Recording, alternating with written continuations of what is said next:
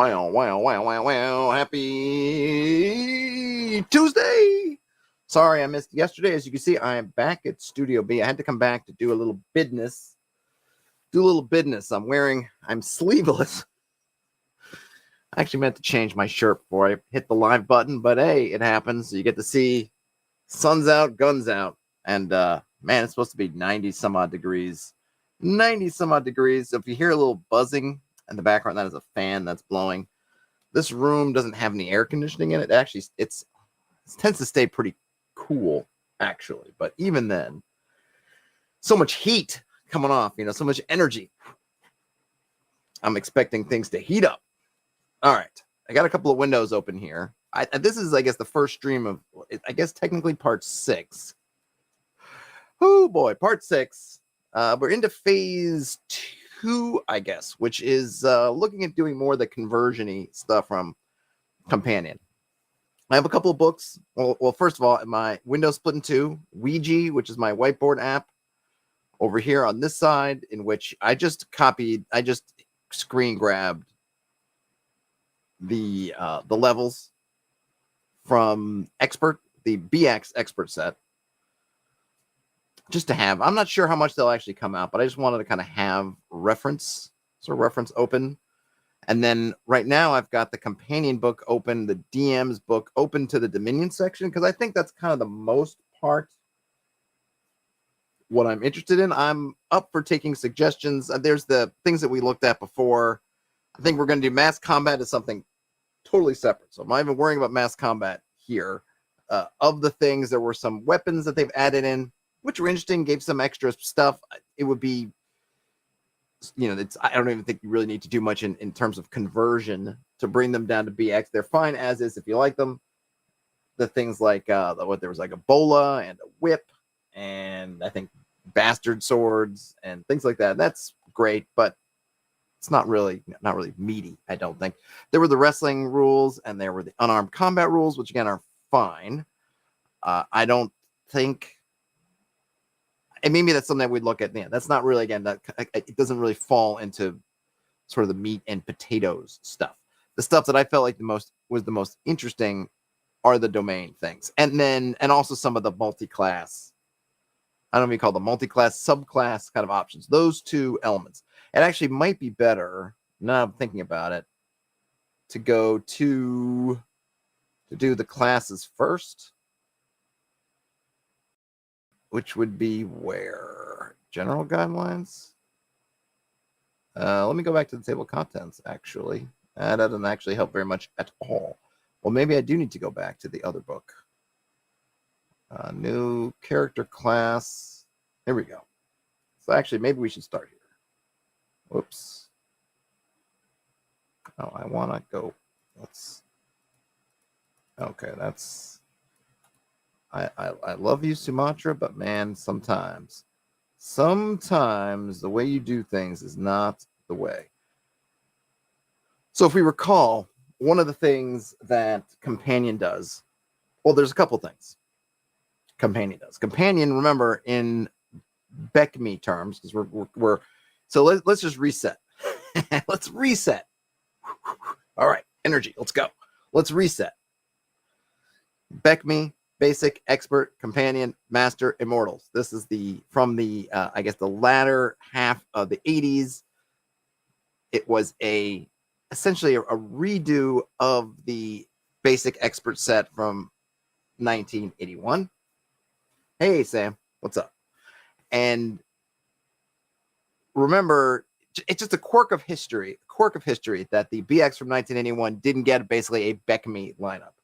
They were supposed to, at least as far as Companion, and in fact, the Expert book actually mentions, oh, thieves are going to get some amazing stuff when you get to Companion, and it never happens. All right, but the concept was there. It's just they just never got around to it.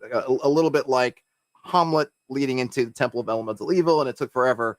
For a long time, there was this Hamlet, and it was like, hey, Temple of Elemental Evil is coming, and it wasn't coming, and didn't come. And of course, it did come eventually, but they didn't. So instead of building out from BX onwards, they brought in Frank Mentzer and said, okay, kind of redo the whole thing in your voice, somewhat from scratch, and so we get BECMI. A lot of folks, I'm one of them, don't really enjoy or appreciate the really long level progression in something like BECMI. I'm not really interested in going all the way to level 36. It just seems to me now, not that people didn't do it back in the day, not that people don't do it now. However, I just like a tighter progression. I like that one. Really, I think my ideal would be about 1 to 10, 12 expert stops, as you can see here. Not that, and as someone mentioned on Facebook and a comment to me, which I was well aware of, but it's always funny. People on Facebook, they always, I get it. I'm sure I do it myself, where you comment like the person who's saying something doesn't know anything. And so you have to kind of, I don't know, almost like mansplain to them. Well, did you know that in actuality, they do mention levels up to 36 in the expert book? It's like, okay, yes, they do technically, but all the progressions stop at, you can see here, 14 for the human classes and somewhere short of that, 12 for dwarves, 8 for halflings, elves 10, but a 14 level, which I would even consider compressing even more to maybe 10 or 12, but we got 14, so that's what I'm gonna go with. I don't want a 36 level progression. I don't really, though I said I would look at it and maybe will at some point. I'm not really super interested in the weapon specialization type stuff. I'm not a big fan of those specialization systems, mostly because I'm not a huge fan of the character gen model. And I think that there is, as somebody mentioned on another stream when we were talking about the same thing, the kind of slippery slope. You start allowing that specialization, people are going to take it. But then what happens is people are limited. And one of the nice things I like to say about a fighter, I think is probably where it comes up the most, is that a fighter can pick up any weapon and they're just awesome at it. And that's it. It doesn't become a thing which you find, I think, in modern games and other games that are skill-based or have this kind of specialization where, oh, I picked up a two-handed sword. Oh, it's too bad that I specialize in rapiers, so this thing is now worthless to me. I'm just not a big fan of that approach, and it leads to a lot of issues, unhappiness with players. If some reason they lose their rapier and one doesn't appear for them out of thin air, and that's their specialty, suddenly there's grumbling that they're not allowed to be their authentic, efficient selves. And I'm someone that goes for, I really like the world to be the world, and I don't want to be able to now suddenly the next guy's going to have a rapier on their corpse so that the player can get their rapier back. That just rubs me the wrong way. Maybe I'm just a curmudgeon. That's fine. I'm happy to be a curmudgeon. And a little bit, not having the specialization kind of, I think, saves players from themselves. Going down these paths where they get tied into a single thing. My favorite example that I think came up at least earlier on in the 5e days was sort of the grappler, and like someone that put all their effort into just being a grappler. And then what happens when they can't grapple something? It's, oh, you're against me, or everything needs to be grappleable. And don't like it. Dude, like it. Sam says, it seems like level 2-3 is when most quote-unquote real adventures for the group happens. Yeah, I definitely agree. And I think oftentimes especially with OSR games, but even with modern games, right, oftentimes modern D&D at least, the sweet spot tends to be, but those like lower to mid levels. I mean, lower, if you're talking about 5th edition or whatever, which goes up to level 20, then oftentimes people find that they barely ever go above 10 or 8.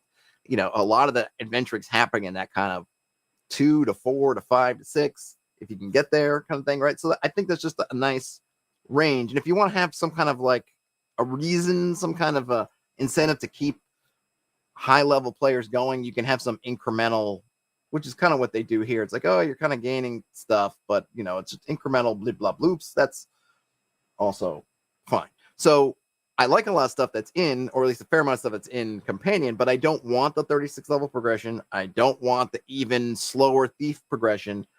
And someone mentioned on Facebook, well, why not just take BECMI and kind of cut out what you want and go that way? Well, that's a kind of a subtractive method. If what I'm doing is an additive method where I'm taking BX and I'm adding stuff to it, and maybe the easier way would be to go subtractive, but start with BECMI and just subtract the stuff I don't want. But some of the stuff I don't want, I feel like is so core that I'd end up having to do a lot more work. And I don't want everything. I don't need everything. So rather than say, okay, well, I got BECMI here, and now I got to crunch everything down to levels 1 to 14. I got to redo all that stuff. I got to redo all these things. Every time I see a reference to whatever levels, I got to redo all that. I think it's just easier sometimes I think it's easier just I can pull out the piece that I want, which I usually think are going to be pretty compact, and just slot them into the overall chassis that I want, which is BX. And of course, the chassis are more or less identical with a few quirks, but to me, it's just easier, and that's just how I decided to do it. And it was, some folks were trying to convince me, why are you doing this? And if anything else, at the end of the day, that's what I want to do. And I don't mind the work. I don't mind the process. So if someone out there saying, well, I think it would be easier to go subtractive, it's like, well, great. You can do that. I'm going to do it this way. Oh, thank you, Nightbot. It's been a long time since Nightbot's gotten engaged, but I appreciate that Nightbot's still here. Hey, Terrence. Okay, so with that long preamble out of the way, what I want to do is look at what we can do. Take out some of the stuff from Companion, and see where to jam it in. It might be also worth saying, I feel like, so here's how I kind of tend to look at it. I think that there's basically sort of three stages of character, not characterization. No, not character development. Stop trying to help me, AI thing. Character levels. On the first tier, or sorry, yeah, tiers are better, right? 3 tiers.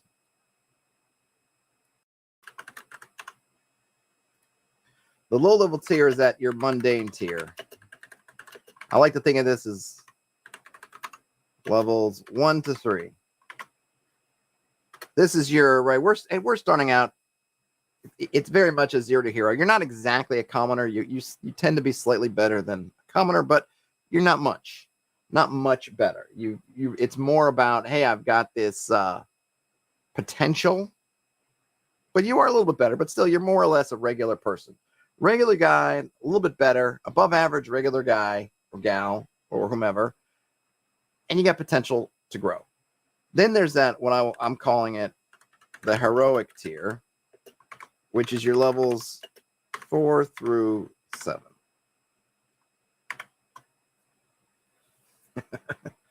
Hey, Magnus, you are here. And then finally, I go back and forth with the naming. I'm going to call it the mythic tier, and that's levels 8+. And this is going to correspond pretty closely with the classic, where's the fighter, hero stuff. So right, 4th level, they become a hero. 8th level, superhero. That's also straight out of Chainmail, which I don't have in front of me, but you kind of look at it. So you're on the mundane level, heroic level, and then mythic. Mundane tier, heroic tier, mythic tier. Now you could probably map this to something like BECMI and say, here's basic, here's expert, here's companion plus. Okay. Or maybe they would even say, actually, probably in BECMI sense, basic and expert would both be mundane. Companion would be this heroic tier. And then master, I guess, would be this tier. Something of that nature. What I'm tending to think is that I think we want to slot in the companion stuff here.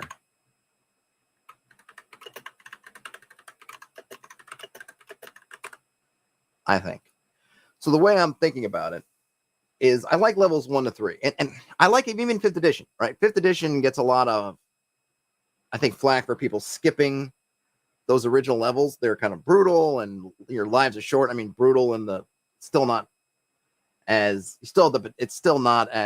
brutal as, say, in basic or expert, because you have death saves and you have some things to kind of help you out, but it's kind of brutal. But part of that, I think I've mentioned this in other videos, is I actually think that that's important.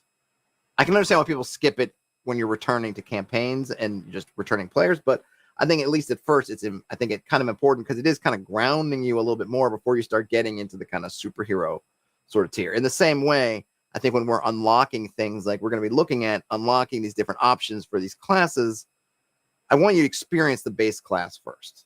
I want you to experience being just a fighter, having that kind of mundane part of, you are just a guy that picked up a rusty blade, left your farming field one day, decided to go into that deep pit that you spotted, and you did like the kind of the Conan thing where you fall into the barrow mound and you fight something, you get some sword and a rusty shield or something, or a rusty helm and a broken windshield, and you emerge and you sort of start up in the world. I kind of like having that starting piece. Sam says, any kind of cap on the amount we're bringing over, will clunkiness be a concern? Clunkiness will definitely be a concern. I do not have a hard cap. I don't actually think we're going to be bringing a bunch over, but I don't have a hard cap. I think part of the challenge, right, part of the puzzle, this kind of exercise, is how much clunk can we avoid? But one thing I like is, in terms of some of the stuff like these character options, I don't think they're going to be very clunky because of the way they're done. And I kind of waxed poetic about this when I talked about the sort of prestige class thing, and how I liked how when I read it, and I hadn't really read Companion yet, but I was reading because I'm playing in Daniel's game. In Daniel's game, my fighter became a paladin, and so I was reading through the paladin in the Greyhawk supplement, how it's just like this package. You just get a package of skills and nothing else changes. So you stick with your fighter. All this stuff, all your fighter stuff is still going. It still is what it is. But then you just have things that unlock certain skills, certain levels, and you maybe get some stuff right off the bat, and that's it. It's just easy. And I really like that, as opposed to having a whole new class, or having a whole new subclass, or having all these different things. Like, wow, you just get this kind of discrete package. But in terms of tracking your experience or tracking your whatever, it's like, no, you're still good, right? You just become whatever you were. It's like, oh, I'm a Myrmidon, so now I'm a Myrmidon that's a paladin, right? Perfect. Like, easy peasy. So I'm hoping with some of that stuff that by its nature it's not particularly clunky. And really the big difference from how it is in BECMI that I think we're going to have to deal with is, one, we're going to obviously be moving the levels, because all the companion stuff really unlocks around 9th level here, because they'll talk about name level a lot, which is generally when you unlock the actual name of your class. So for example, well, not always. So name level for a cleric is matriarch or patriarch, which you hit at 9th level. I forget, elves, forget what it would be. It will basically be wizard / lord. Magic users, it's wizard, also 9th level, right? Thief hits it at 8th level, where they become thief. Name level for fighter, it's name almost in that also kind of title. So you're a lord. I mean, now you have titles all the way, but there's that kind of name levels, right? It seems like it's going to be 8th or 9th level for everybody. And then, dwarven lord for that kind of thing. So we're going to be bringing these down, because I want them. Part of the goals, I think, is I want this stuff to be available earlier. That's one of my goals. I don't want to wait until 9th level, because we could just port them direct and say, okay, 9th level, you can do this stuff. But it's a long ways to 9th level. And just as we've been talking about, hey, Ian, not every table, most tables may not even make it to 9th level. And I also think that when you just have all this stuff trigger at 9th level, it becomes almost like a shell shock. It's like, whoa, like what's happened?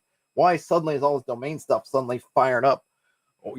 And I want to have more of a, I want more of a curve. I want it to feel more natural, kind of thing. But I want to have those. I want to have at least a couple of levels, say 3 levels, where you are experiencing the sort of regular adventuring, and then, and we could do it different ways, because we could talk about there's some different ways to integrate it. The way that Companion does, I guess what we're looking first, is they're doing it on a level basis. You reach name level, and suddenly these options arise. So let's look at one. I want to start with the fighter, actually. I think it's the actually more interesting one. So let's get to the fighter. We got druid, and things like bring in the class of the druid. I'm probably fine with that. I like the druid as just kind of, hey, you're a type of cleric, but you worship sort of nature stuff instead of pantheon stuff, and so you're a druid, which I kind of like too. It's also very easy, and I don't think they get into the whole shape shifting part of it. If that's something that and I'm happy to work with you guys, folks out there. There's something that you guys really like. Hey, shape shifting or whatever, that's great. We could try to look at those options, but I think for now, anyhow, let's start with the fighter, because I think the fighter is a little bit easier. So we've got, okay, becoming, where did I miss a part? Right. It's called, all right, so we're called a lord, blah, blah, blah. That's fine. Becoming a landowner. Most Dominion rulers are fighters. The art of fighting. Yes. As a landowner, your DM will tell you. Okay. So we've got basically the choice. So it seems to be the choice for all the characters at some point is do they stay Dominion? Let me zoom out here, but do they stay in the Dominion or do they go traveling? So maybe we should just kind of make a note of that, right? So there's, and I'm just going to look at, so we're going to talk, this is heroic tier character choice. And it seems like it's kind of binding. It seems like the way it's written up is you are making a choice and you kind of have to stick with the choice to some degree, because for fighters, you choose to be a paladin or a knight, or let's see, what is it? It's paladin slash what's the other one? Avenger, I think, is the other. It's paladin or avenger, and then you have a knight, and then I think, does it mention if you can go back and forth? Let's hold on. Let me get rid of this table of contents. Okay, traveling. The alignment of a wandering fighter determines his or her special abilities and so forth. That's fine. So you have the call to arms. A neutral wandering fighter.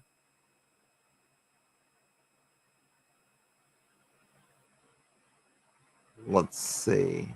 It seems like for fighters, actually, they don't really, it's interesting. They don't get into the, and maybe in the Dominion, maybe we have to go back and forth into the Dominion side of the book for the fighter element. It just says, hey, if you want to be a landowning fighter, you've got some rules, but that's about it. Obtaining a Dominion. Okay. Let's not get off track here. So there's a choice, right? Whoops. Actually, yeah, that's fine. Travel or established domain. And there are essentially, I'm going to just put them in quotes, kind of subclass options for each. And this is depending on class and alignment, basically.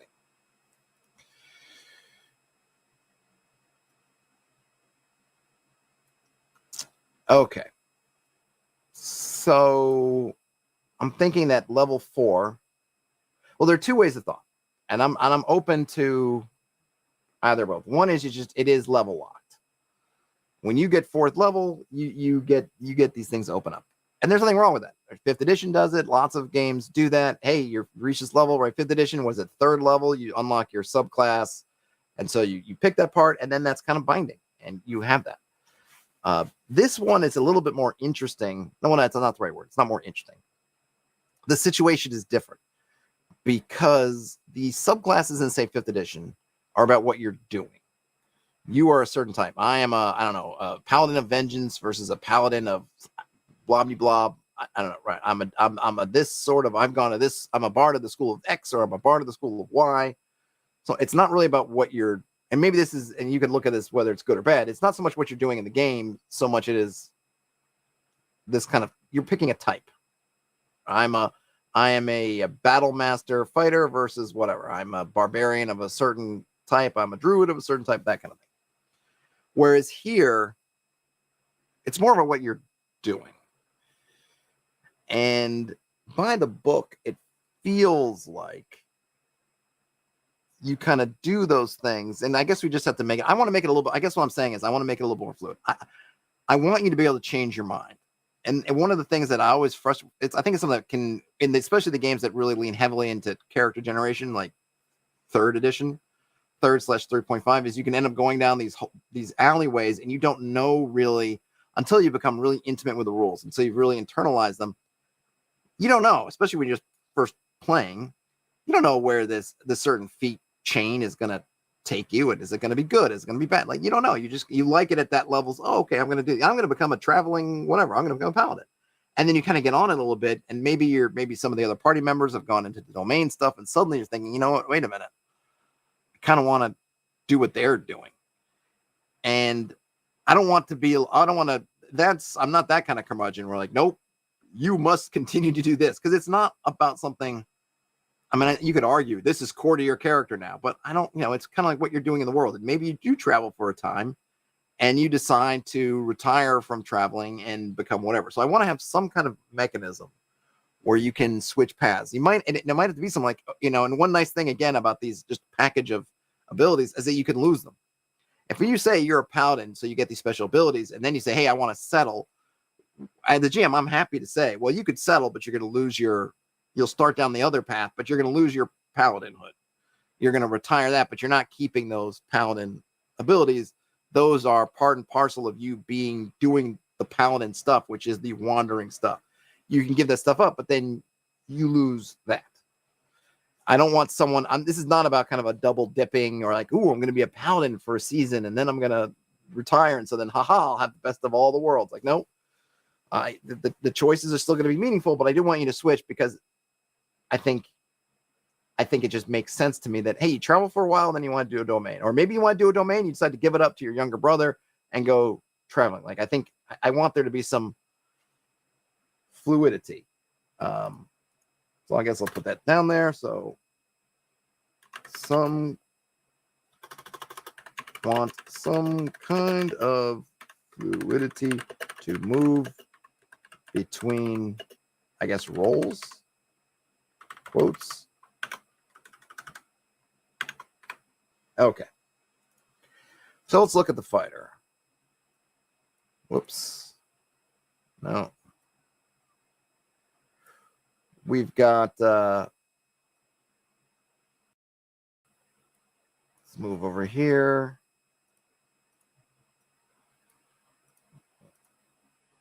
So we got the heroic fighter. Level 4 plus. When they hit that hero mode, they hit that hero level. So the fighter gets some choices here. So the fighter gets to, choose. We don't know anything about their becoming landowners, just do it. So we'll have to probably, it seems like since they didn't put anything in there, other than the fact that you can be independent or swear fealty, we'll probably have to go to the DM's book. So let's work with the traveling first.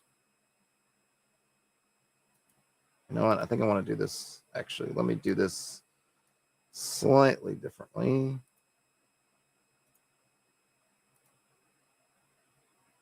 Red for war. Heroic fighter.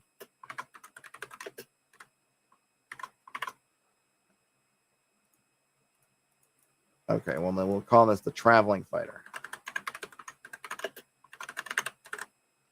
And that is Paladin, Knight, or Avenger.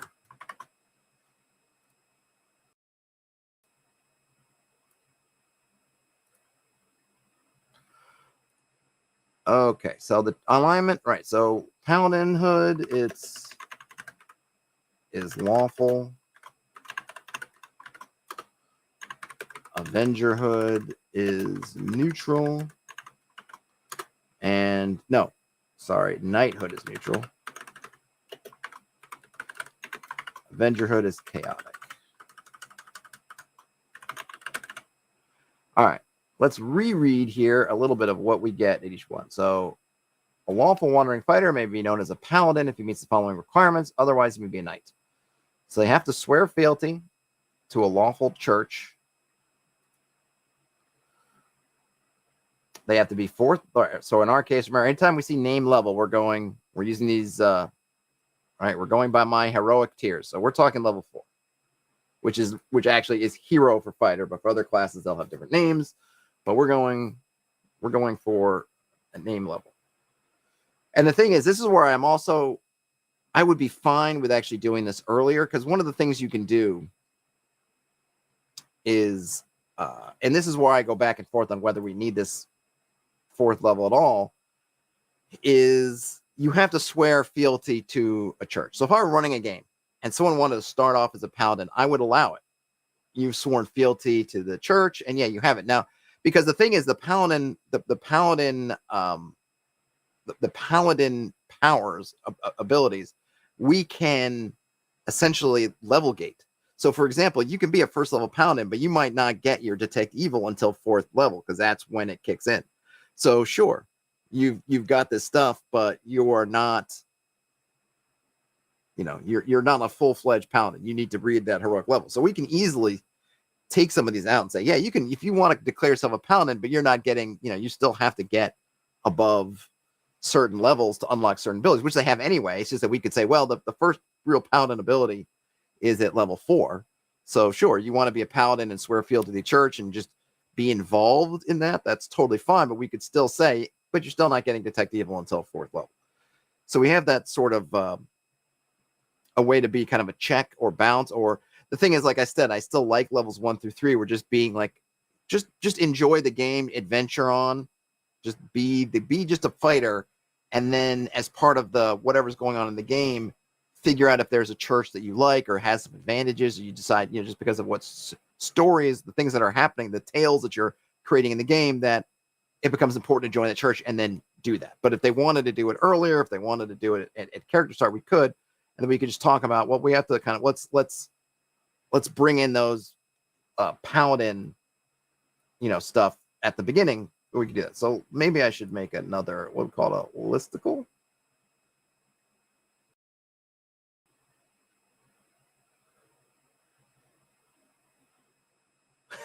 Magnus says, "Oh, true paladin starts at level 4." Yeah, exactly. So we'll just make we'll put the paladin in right here. Yeah, I think that's fine, right? I think that's totally fine. I don't think there's anything wrong with that. So we'll make the paladin. I'm gonna call it subclass. Okay, got that. I got it. I need to add thing here. So we've got oops. Got detect evil.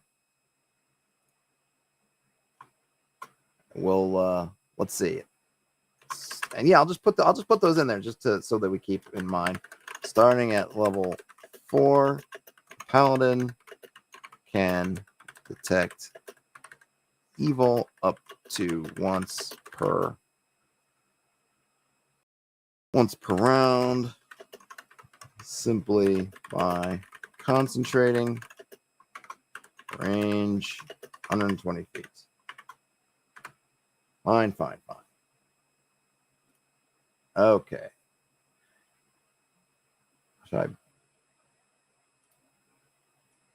I'm gonna need to make a whole lot more room. I can zoom out a bit too. Shoot. Okay, next up we've got. I'm not worried about the. You know what? I'm not a big fan. So here's another thing. This is something. So I gotta make a note here.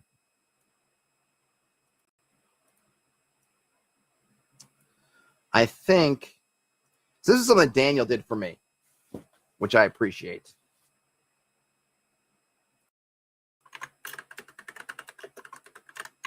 Just want to make a note here. So when my character decided to become Paladin, which I think made sense in terms of what we were doing in Daniel's game and the kind of things that we were fighting against, like, for whatever reason, our party, the party I'm in, we're very much trying to do good stuff.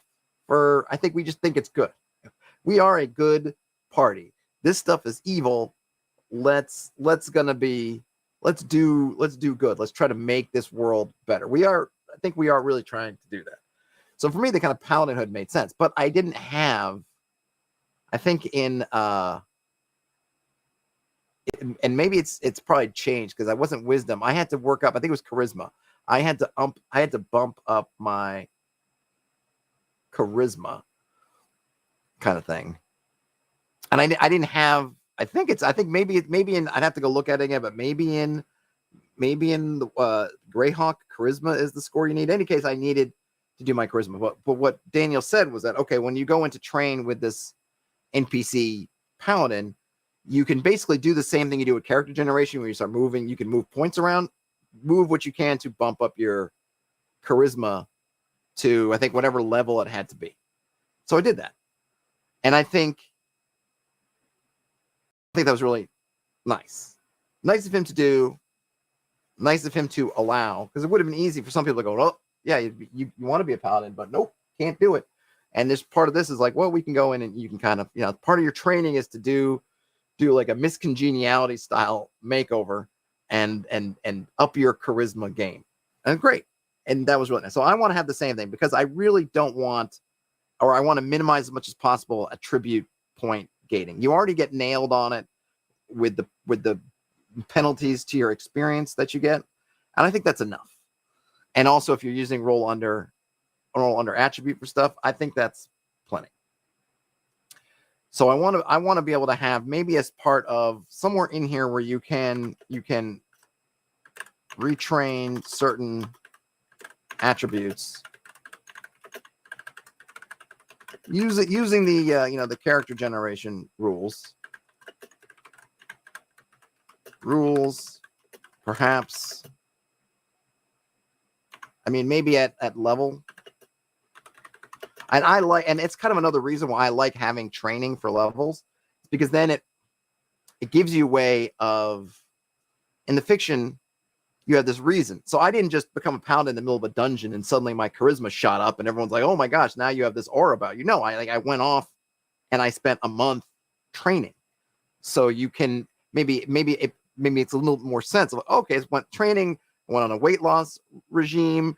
I went to the spa and got some makeovers. I learned how to dress better, speak better, all these things. So that when I come out, oh, I have more of a presence. I've trained. I've gone away and I've come back better. So before I forget about it, I want to put that down. Magnus said that 6E has a lot of everything starts at level 1. Oh, well, I think that I do. I think it works. I mean, look, I don't want to go on a 5E, 6E tangent, but so many games where people were saying start at level 3 so that you get to unlock all your stuff. So if you're doing that and you're bypassing levels 1 and 2, which it seems like a lot of people were doing because they didn't like that it was, and it makes sense because I get it. Look, in terms of 5th edition / 6th edition, I get it. You start off on this level 1 and 2 where it's fairly OSR-ish in terms of the limitations and everything of your players. And then all of a sudden, level 3, it's like you just jump to kind of superhero mode. And it is a little bit jarring. And it is all of a sudden like, oh my gosh, I've suddenly unlocked all this stuff. And now I'm like, pew, pew, pew, pew. Whereas before, I felt really, you don't get that kind of gradual curve. But they don't want to, I also understand, they don't want to invest. You don't want to be going, how many levels are you supposed to be creeping up like that? That's not really what they're going for. So when they look at the community over the years of 5th edition has been about, and just about everyone's saying, start at level 3, don't do levels 1 and 2. It's like a different game. Start at level 3. Then at some point you go, you know what, maybe we should just start everybody at level 3. Only, we're not going to really do that. So what we do is we'll put everything, we'll have it kind of bleed out in level 1 so we can get that kind of gradual curve. And if it means that when you hit level 3, or if you hit level 3 and going through 5E, let's say, and you're new to the game and you're overwhelmed by all of a sudden all the options you're unlocking, and they can make that easier for people by having a more gradual, starting level 1, you get a little bit, level 2 a little bit more, and level 3 you end up in the same place, but now you've had that sort of slope as opposed to just nothing and then bam. Then I think it's a good thing for them. Excuse me. Oh, okay, so Sam likes that if paladins could turn undead at level 1. Hey, sunny Yorkshire today. Well, good. My mother will be pleased. Hopefully your sunny Yorkshire weather is also means equals sunny in London. That's just some kind of cold coffee for the working man. I'm gonna. I love this old style thermos, a vintage thermos. Old or vintage, depending on when I look at it. So let's refill. I think it's still gonna be fairly warm. We'll see. We shall see. So something that my I don't want to go on a little sidetrack, but I'm going to mention it since we got a little UK action going on here. My mother went to I guess there's a special arena that's been built in London that has seems crazy to me. It's a special arena that is built solely for the purposes of running these ABBA hologram shows. It seems totally wild to me, but my sister took my mother to see them the other day. And of course, my mom loved it, which is awesome. But the fact that it's ABBA, I don't know when the last ABBA album came out. They might even still be putting out albums, but I mean, the last ABBA hit, let's say, has got to be before 1980. Maybe if someone said, oh no, 1981, 1982, Fernando came out or something, like, oh, okay. But, I would say I would put like 1980. So you're talking, I don't know, at this point, how many years? We 2024, so 44 years ago, more or less. But they built this, and apparently this is a custom arena to do this whole hologram thing. And the actual ABBA people are not there.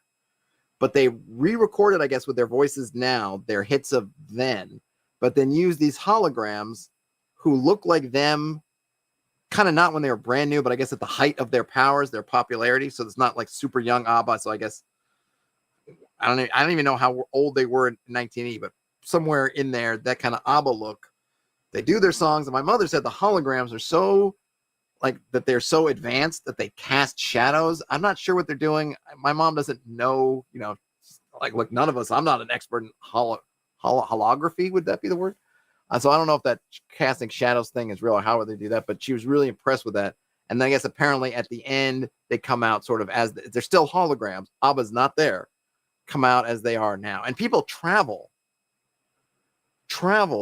plane tickets, airfare, hotel, to come see this show for a band, a group who's not actually there. And you're listening to pre-recorded stuff with a hologram. And the world's an amazing, fascinating, crazy place, man. What a gig, right? We're gonna build this for you because they can do, and because it's a hologram thing, they do like 2 shows a day. I mean, obviously there's all this sunk cost of having built the whole thing and the technology, but man, this thing is it's just going to be printing money until people just get sick of it, but I don't know if they are. And anyway, there's no place for me to share that information. So I wanted to share that out. All right, back to this. So the Turn Undead, they use a paladin of a 1/3 level. So if you're at 1st level, then you're at a paladin, you can't turn. But it would mean that if you're a 3rd level paladin, you could turn as did they round up or down? Well, let's just put it at home. Let's put it in the mix. I'll do the spell casting later. So let's do Turn Undead. Paladins can turn undead as clerics of 3 levels of 1/3 level. I think I might. So here's maybe the first real edit, I think, other than the fact that these things are kicking. I might do it at half because we don't have as big a progression. So at 36, if you were to get all the way to the top of the level progression in BECMI, you would turn as clerics of level 12. And then we're kind of we're sort of halving that again. So that would be at a paladin, you would turn. So that would be then level 6, which would mean that you would have to be a paladin. And we're only going up to, say, 14. So then you could turn as a cleric of level 7. So I think that's fine. So I would say it's half level. We're going to change that to half level. Half level. I don't know. I'm just going to put round down. We're rounding that down. So you're not going to be able to turn at 1st level, but you'll be able to turn at 2nd level. So if you did want to start your paladin from level 1, you would get that. So kind of like the clerics don't get they don't get healing until level 2. So I think it's fine to give them that at level 1, but they don't get a spell till level 2. In this case, paladins don't get a turn until level 2.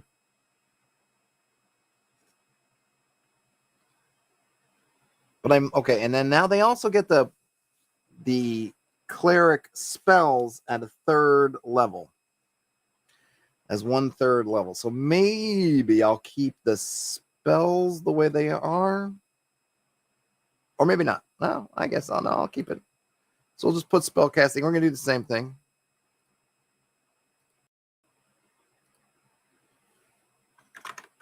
Cleric. We might, and again, we'll have to tweak these. They might need, this is our first impulse. Whoops. No, I didn't want that. Garbage you. All right. Paladins can cast spells as clerics of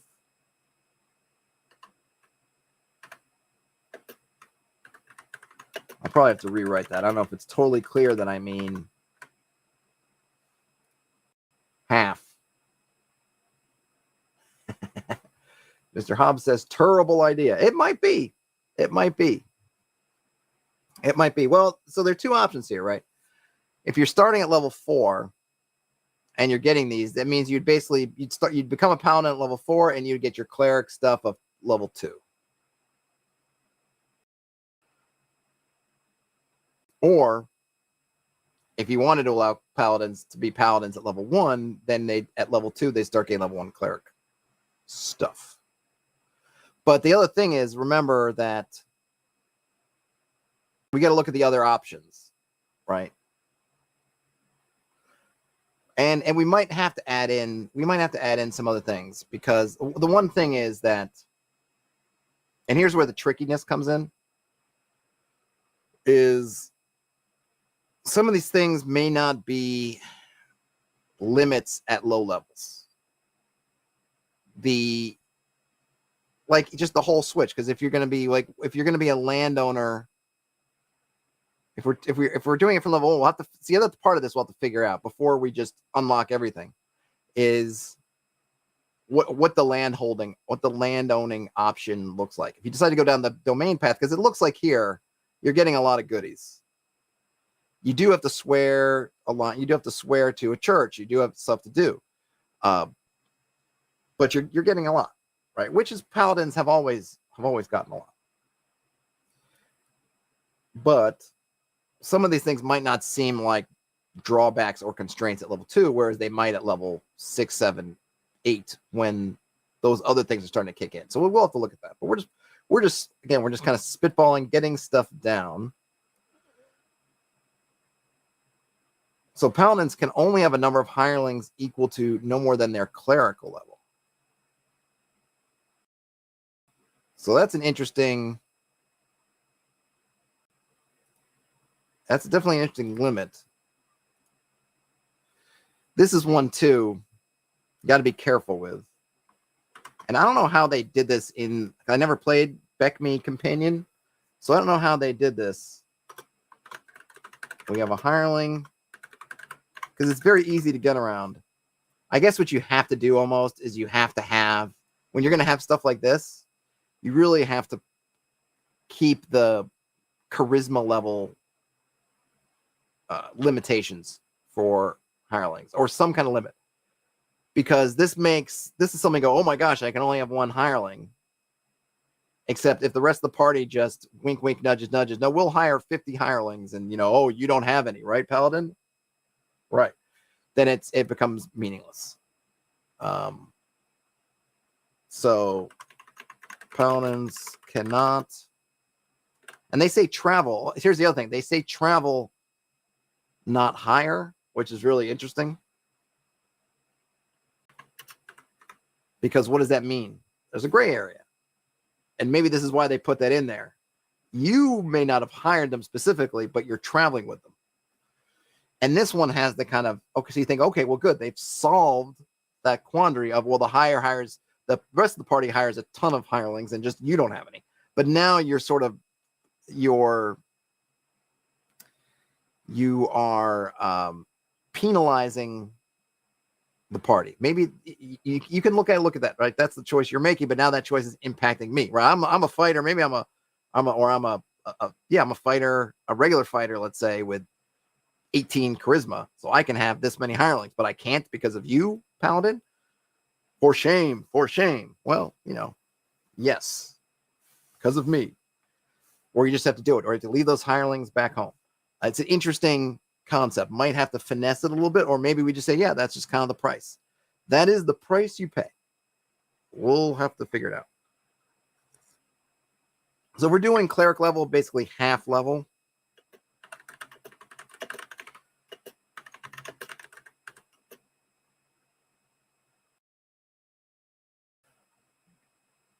Well, let's see. Apparently, I travel with more hirelings than half their level.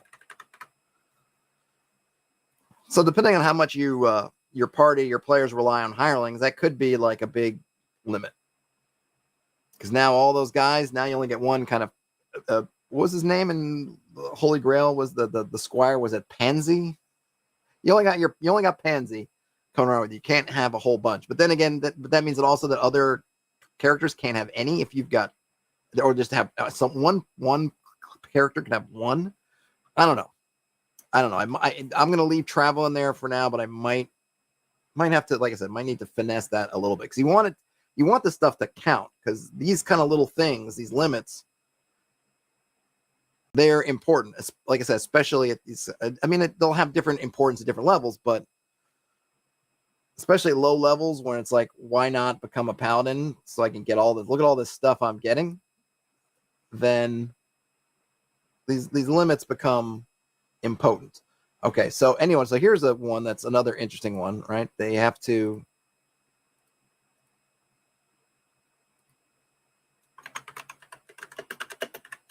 answer the call. This is a boon for the GM. Paladin must assist anyone who asks for aid, with 2 exceptions. Evil, all right, yeah. With 2 exceptions. All right. Evil, they say need, or how do they say it? Evil need not be aided. And then if already on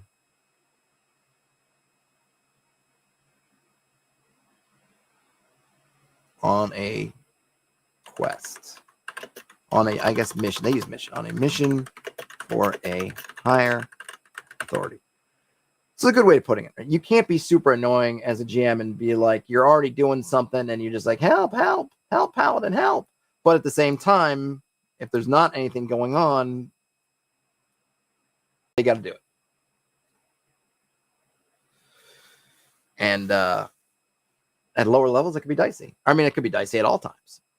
But that's it. That is it. Oh, yeah. So, right. And the, so there's another part here. Aid is always in the form of service, never in the form of donations. Donations of, I guess I'll put donations. Yeah, you actually have to do it. You can't just say, "Oh, here, farmer, here's my 8th +1 dagger. Go about your business and take care of those zombies." Like, no, you have to actually perform service.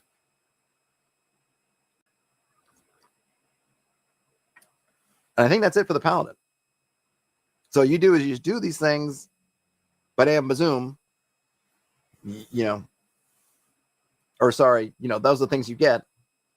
Like I said, we might have to finesse it, but the big limits are: you got the higher limitation, you have to answer the call, and you have to, I should probably put this in here, you have to swear allegiance, swear fealty, swear an oath of service to a religious organization. So let's just put this in there. Oath of service. No, I didn't mean to do that. Sometimes, Ouija. Sometimes. One must swear an oath of service to a lawful church.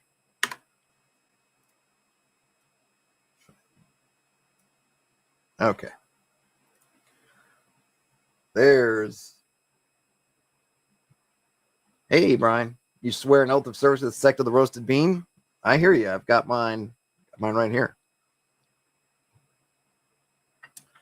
On the bean front, I've been really appreciating lately light roasted beans. They can be hard to get and they can be kind of finicky, but I dig it. I dig it. And I find that I'm starting to get to the point with at least the lightly roasted stuff. It's got to be the lightly roasted stuff that I can do it, no milk and no added sweetener, which is good because when I can, especially I don't mind the milk part. I'm not lactose intolerant or anything like that, but getting away from the sweetener, I have enough of a sweet tooth already without putting the sweetener in there. But there's a couple of new methods I haven't tried yet. When I'm here at Studio 2, I actually have an espresso machine here, but I don't have it. It's not. I actually have two. I have one vintage Italian one. I should display it somewhere because it's just a cool looking machine. And then I have my other one. But I normally do a French press over here. But I use a James Hoffman, who, if you might have seen on YouTube, does a lot of videos. Super well-known coffee person. I don't even think he was the first to do it, but anyway, he has a method for doing French press. It's very slow.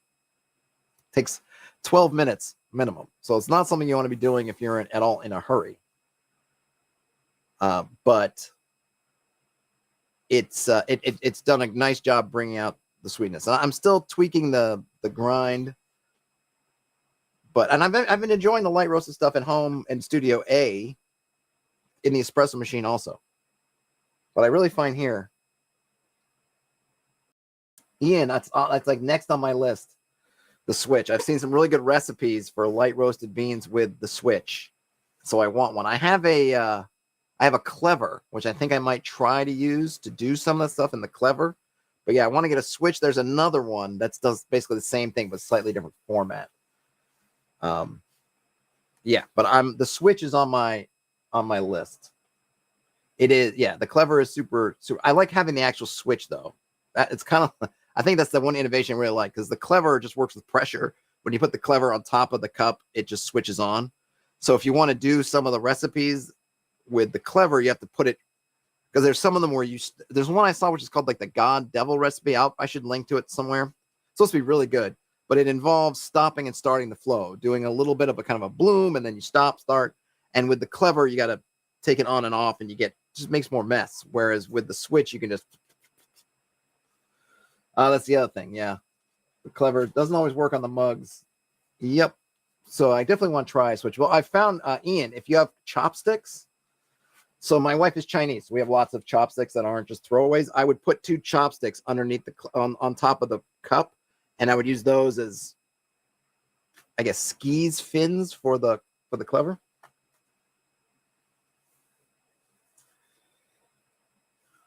I should do more coffee stuff. I wouldn't do it on this channel because I don't want to bore people, and I'll stop talking about it now. But yeah, look up the Hario switch, and oh yeah, the finger works. Finger works too.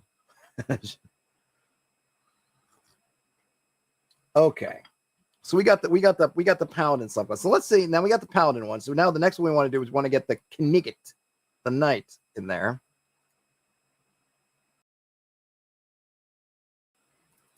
Well, let's see how that one shapes up. Now, I'm not like Mr. Balance dude, and I appreciate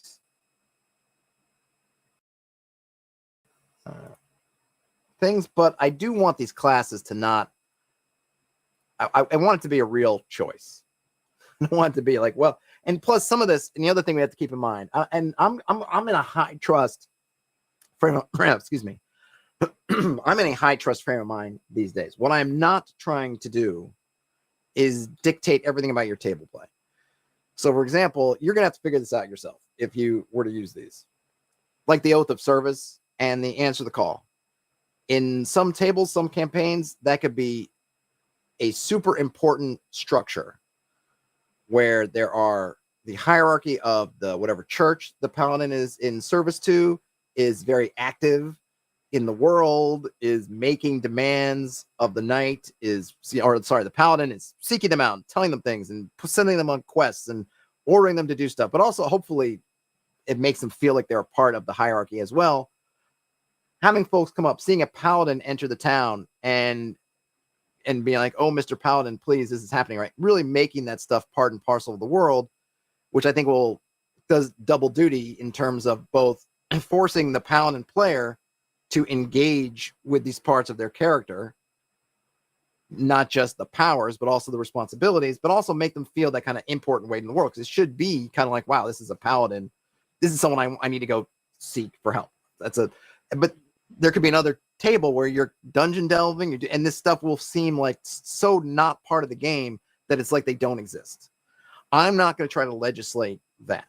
That is going to be up to you. If you have paladins, you say, you know what, I want to start paladins at level 1, and I don't, these things we're going to be doing, I don't know, a mega dungeon, so this stuff isn't going to happen at all, then fine. And just recognize that is going to make the class seem even more powerful, that subclass option, make it more powerful than it already is.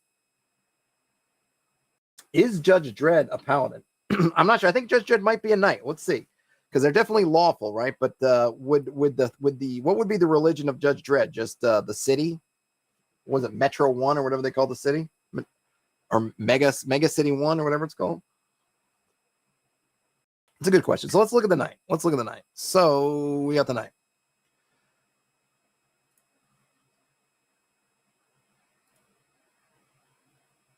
We've got, all right, so Oath of Service again. Now,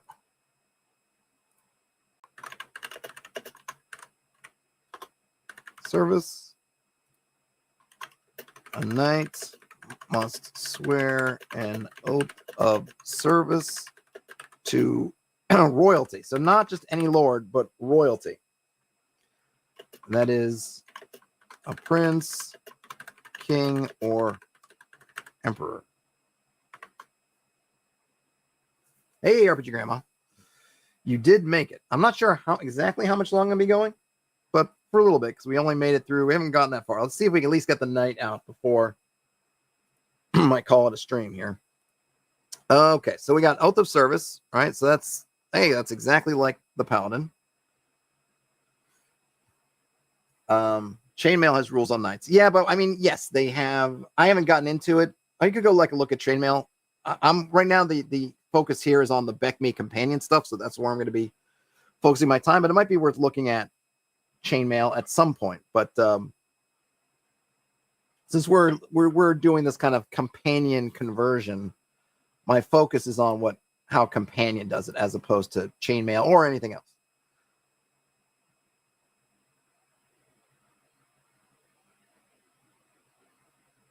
So what did they call the other one? They just had all in the Oath of Service. Or that might be here under fight.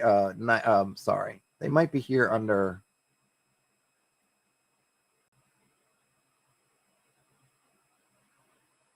Let's see. Must enable. Okay, and anytime must they. Right. So they have to. Yeah, I didn't put that in here. Maybe I should. That the paladin may be summoned by the church,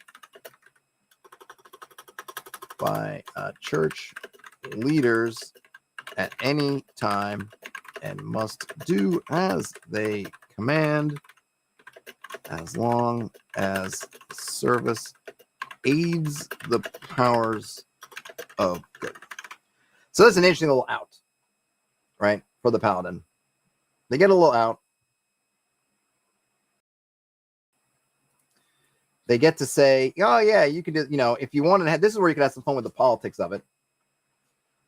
If there was evil brewing within the church, like Hydra that's in there behind the scenes, and they start asking the paladin to do stuff, and the paladin gets the whiff of the fact that this does not seem to be kosher, that they could at some point decline. Right? You want me to unleash this demon from hell? No, don't need to do that. It also kind of means that you can't do kind of a Nuremberg defense if you're a paladin. You can't just go ahead and do it and say I had to because it's the church leaders told me to. It's like, nope. You know that at some point you figure out that that's not for good. You're not bound anymore. So it kind of works both ways. In terms of the knight, however, if summoned, a knight, let's see, must report as quickly, quickly as possible, and must serve as the liege orders.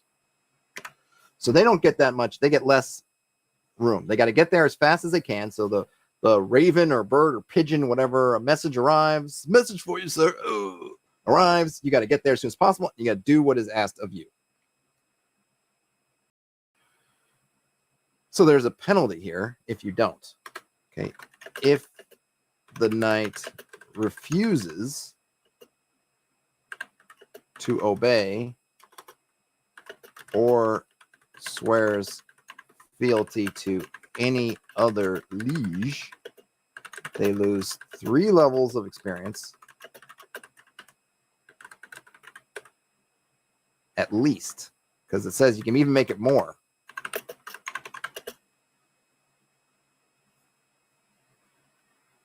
Okay, and they will be branded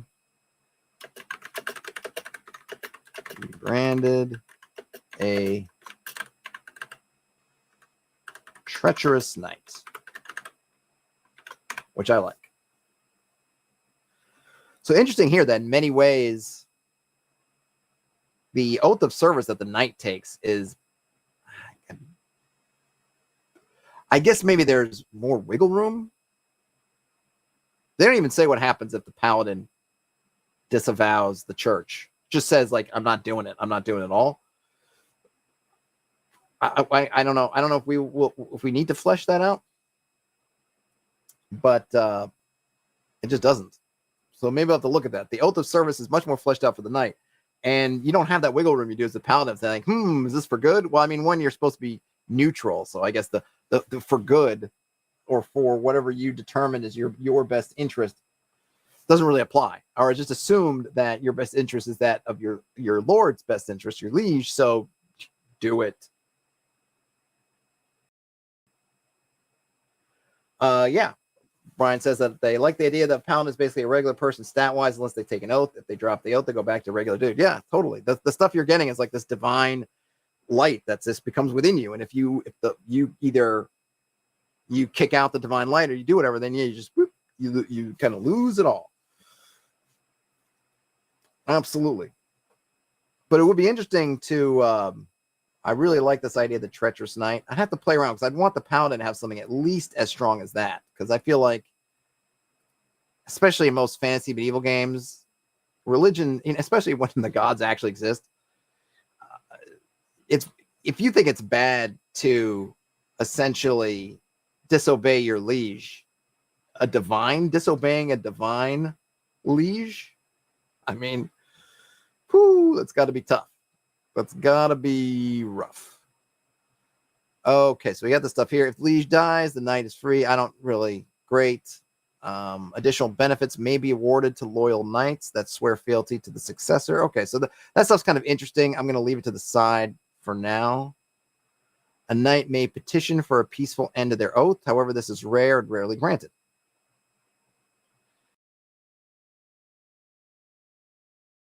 All right. So they do have the sanctuary, which is cool. Kind of situational, which I like, but also very cool. So a knight may visit any castle of any territory and request sanctuary. The castle owner must, by customs, grant the knight lodging and I'll just put room and board. Room and board for up to 3 days. During this time, the knight cannot be challenged, attacked, attacked, or refused. Sanctuary. Sanctuary!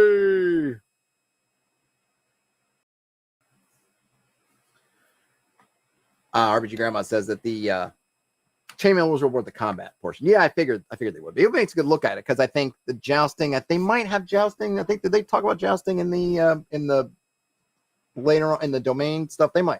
But I would definitely use the jousting rules if jousting came up. Though I think you have to kind of tweak them a little bit because I think there's a trick to it, and if you figure it out, you can basically always win the joust. I think there's something like that. I've never played with the jousting rules, but that's what I read. Oh man, mentions about Paladin, about maybe can it be adopted by the opposite god? Maybe. I'd want to make that player choice, right?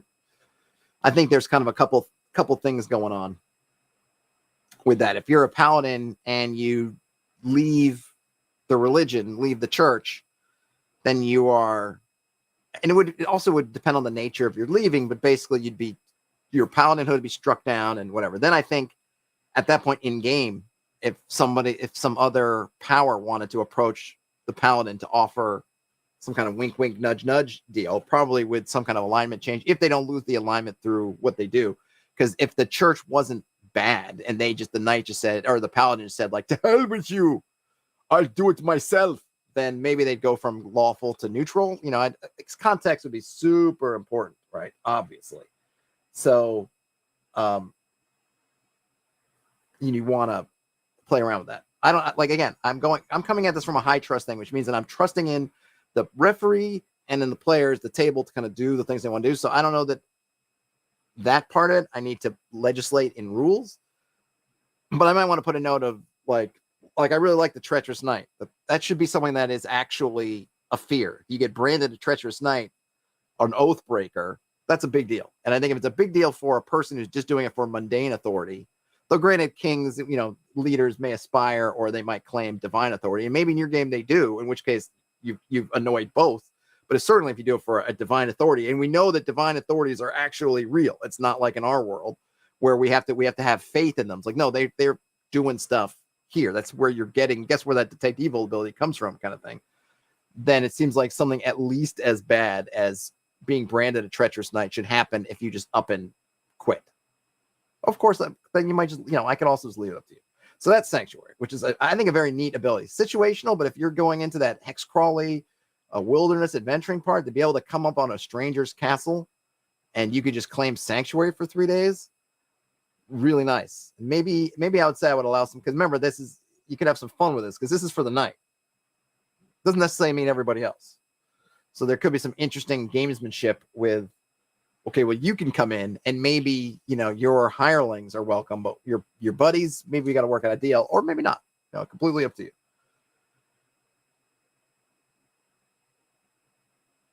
Magnus says that there's a weird contradiction with the pseudo-medieval European concept of the paladin in a setting where multiple gods exist. There should almost be conceived more akin to Greco-Roman heroes. You totally could do that. And yeah, I think it is a weird, the contradiction runs way deeper than just paladins. But yes, because we often will treat things in our game in sort of a Judeo-Christian monolithic manner, when the reality is it would, given that most settings have the pantheons out of classical antiquity, that we'd see something more of that, which is where you're basically worshiping all the gods.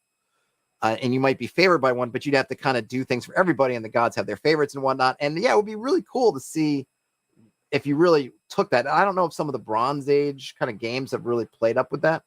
Odysseus, you're going to sea. Well, you got to make a offering to Poseidon. It doesn't matter if you're an Athena person. It's like, no, you got to please the Poseidon, otherwise your ship's getting capsized. And of course, what happened to Odysseus is he was beloved of, was it Athena?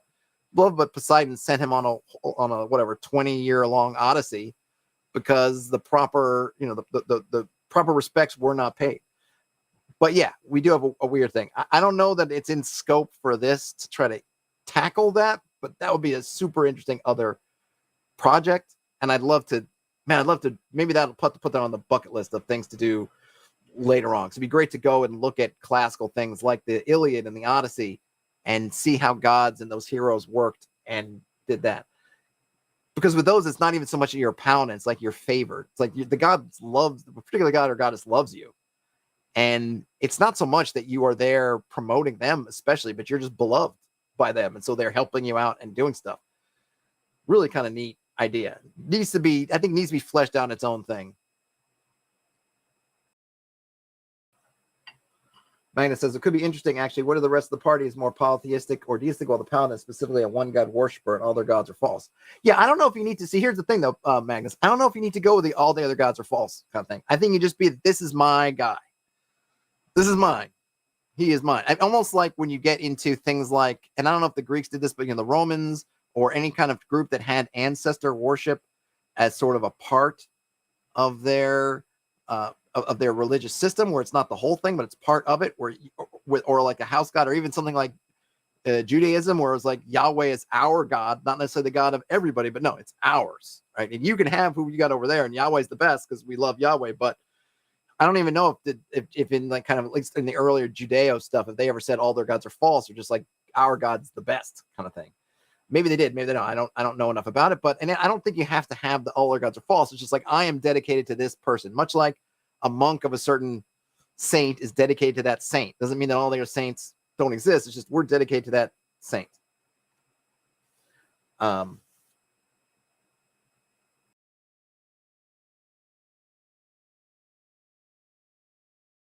Let's see.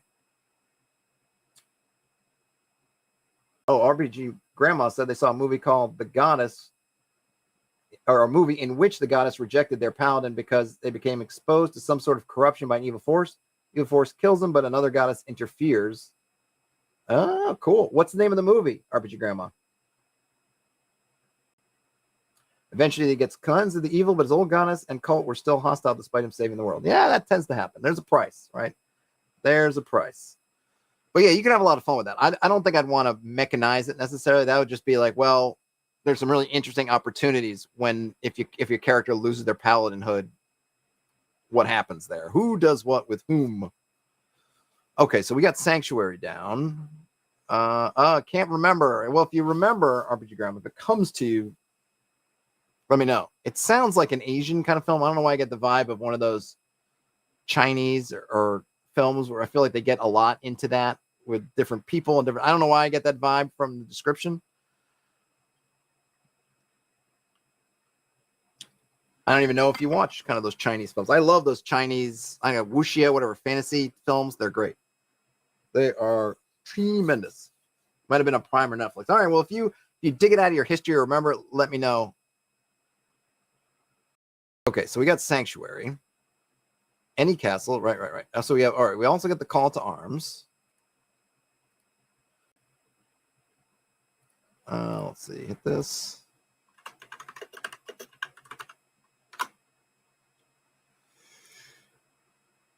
If a call to arms sounds, all right.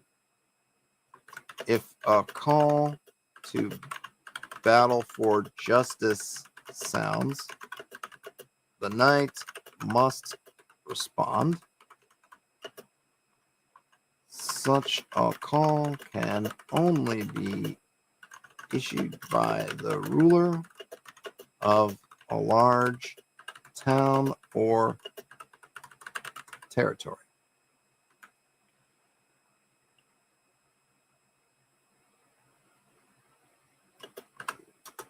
Okay. This sounds like that. It's interesting because we're getting a lot of, other than Sanctuary, we're getting a lot of things a knight must do. When the call to arms sounds, the knight must immediately travel as fast as possible to the ruling castle of the territory and fight as ordered by the ruler. Okay. The knight is entitled to compensation. Well, that's nice.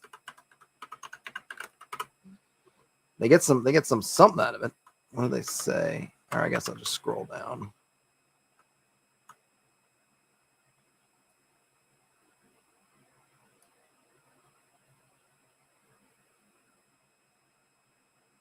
Let the compensation for their service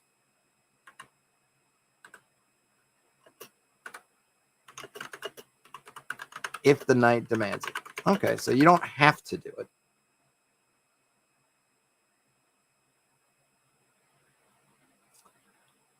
Where did my cursor lost? There we go. Thank you. Is it going to actually do it? Okay.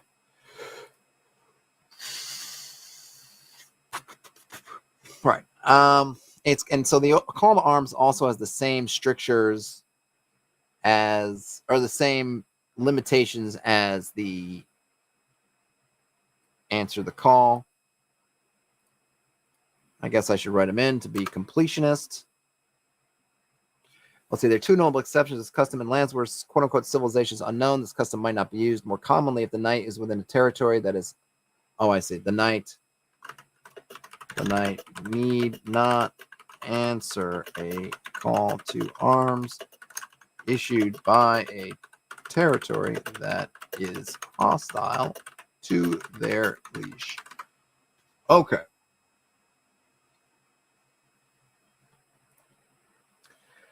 So the interesting thing here is that you don't get, you're not the only thing you're getting, the only thing in stone written down that you actually get is the sanctuary, which could be a big deal if you're playing a game which is taking place moving along a lot in the wilderness. Then being able to basically get free room and board for 3 days at any castle you come across, that's pretty slick. And can avoid a lot of issues like the clerics and knights coming out to challenge you to jousts. Well, you know, in chainmail and sort of the white box, they talk about, oh, you might come across a cleric's a stronghold, and some cleric will come out, and all of a sudden they're questing you, or a knight comes out and is challenging you to joust and fight. Well, here you have a knight, they can ask for sanctuary and get 3 days, which is probably for a lot of cases more than you're going to need to just kind of be there overnight in a safe place and then move on with your business. You could probably even extend this. I might want to, maybe I should make a note. I might want to extend, I'll need a notes thing here. Let me just, oops, notes. I might want to extend some,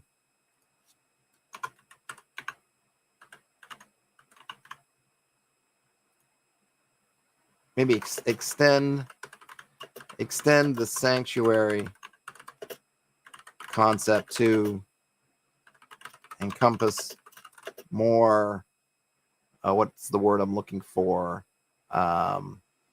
More courtesy and custom. I might not think about that. Because when we look at these, like, man, paladins, yeah, they have to declare an oath of service, but so does the knight.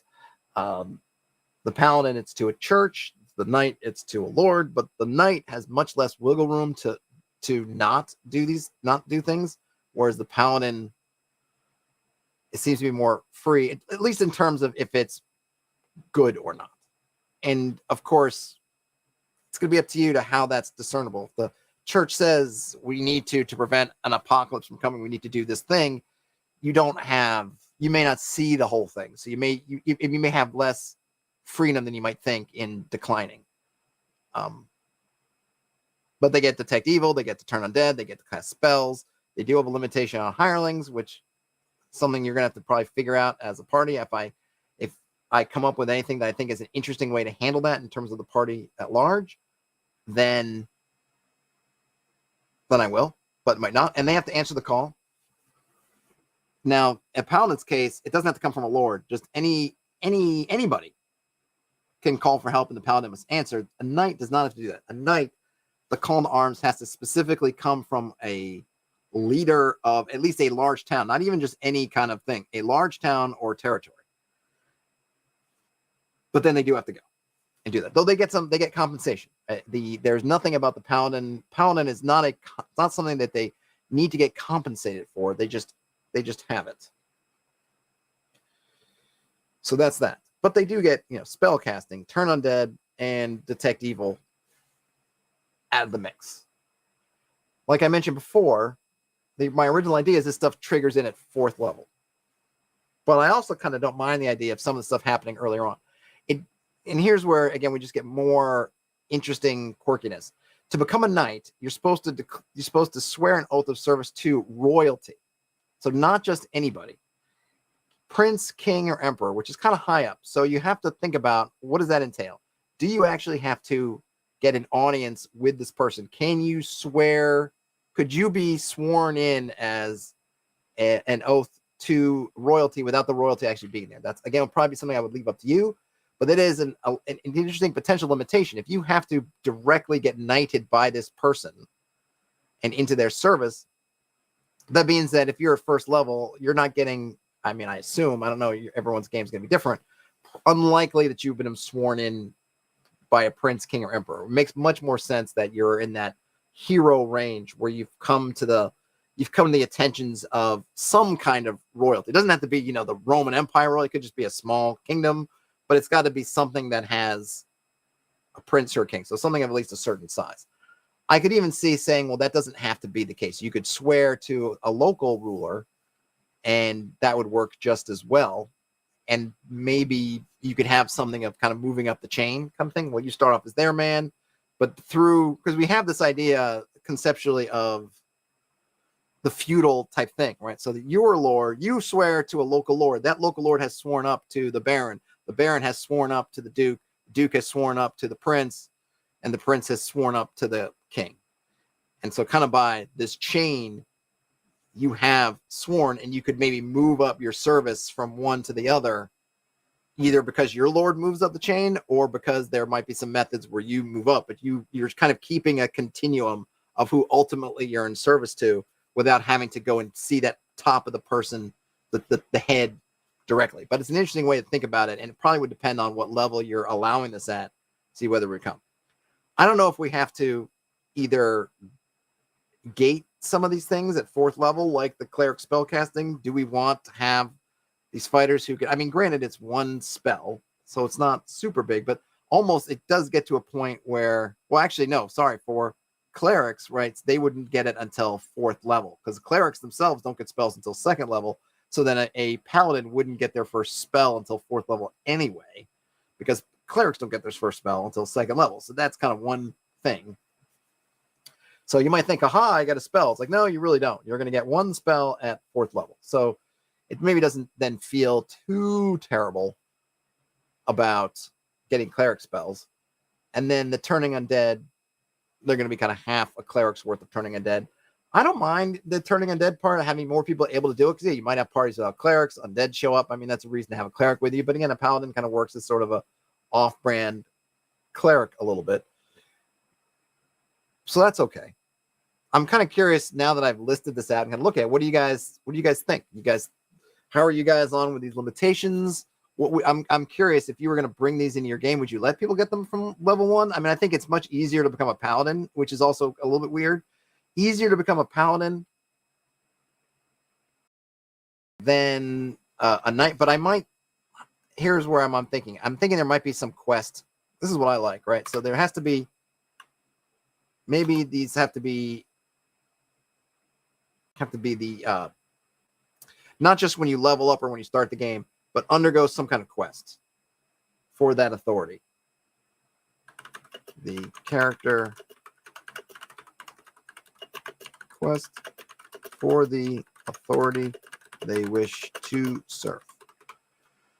Or maybe I should say the fighter, because we're talking about fighters right now.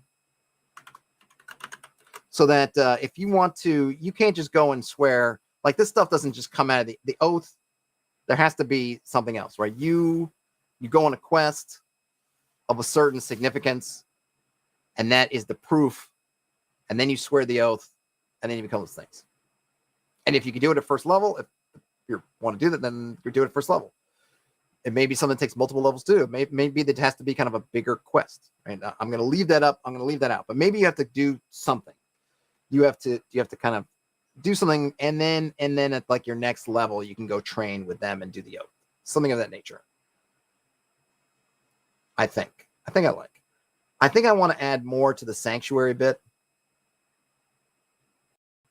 Maybe some other things. I don't know. I don't know what it would be. I'd have to read up more on customs.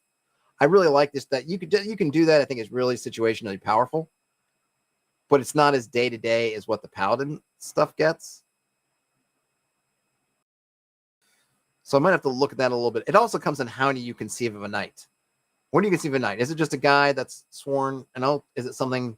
Are you looking at more Arthurian with knights having more of a elevated stature? And what does that mean in terms of the game? What does that mean in terms of how they're looked at, kind of thing? Because right now which is nothing wrong with it. It's fine. It's just kind of, a knight is really just a guy that's sworn an oath. It's just, I think it's maybe interesting that their limitations are almost at least equal to the ones of the paladin when the paladin's getting these kind of toys. But, that's it. All right, folks. So we'll leave it here. This is going to be slow going, presumably. It took me this long. And I might start to spread these streams out a little bit, so it's not just every day we're just doing this, but it might be a little bit more periodic, like once or twice a week. This week is going to be, I'm not sure if I'll get to stream tomorrow. Thursday, I think I should be good, and Friday should be. So maybe tomorrow might be a day that if you don't see me, I'll try to note. But like yesterday, I didn't get a chance to write, or it only takes a minute to write something. I just was preoccupied and doing other things. But let me know in the interim. What do you think about the knights and the paladins? If you want to read ahead to the Avengers, I think they're going to look a lot like the paladin. I'm really just fascinated by this, how we're going to work this in. I like the idea of having kind of either the level 4 is where your supernatural stuff starts to kick in, or maybe we'll just have them start there. I like the idea of having some kind of quest attached to it as another way of I want to force the players to have to do something. I really want the players to have to commit. Say, okay, I'm not just going to go to the church and say, all right, man, swear me in. I want to be a paladin. It's like, nope, you got to go do something. And if you do it and you do it well, stay to the strictures of good, and then come back, then you get to do it. Right? I want the party to have to commit to it.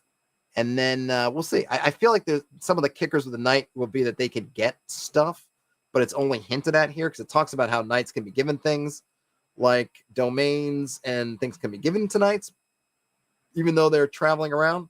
We'll have to kind of look more in there, right? Because it talks about, where is it? Well,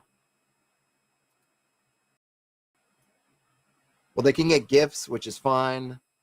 They said something like, if the liege dies, they might be, basically a knight can kind of be bribed to stick with the successive liege, which could be lands, monies, etc. So the knight is definitely the one that has more of a path towards domains if they want it. We're gonna have to flesh that out because it looks like from here they're not saying much about it, but we'll have to do some back and forth. So let me know what you think. If you got any ideas, let me know. If you got other things you want me to look at, let me know. That's all I got for now, folks. So have a great rest of your day, night, whenever you end up watching or listening to this. Game on, and I'll talk to you later. Bye now.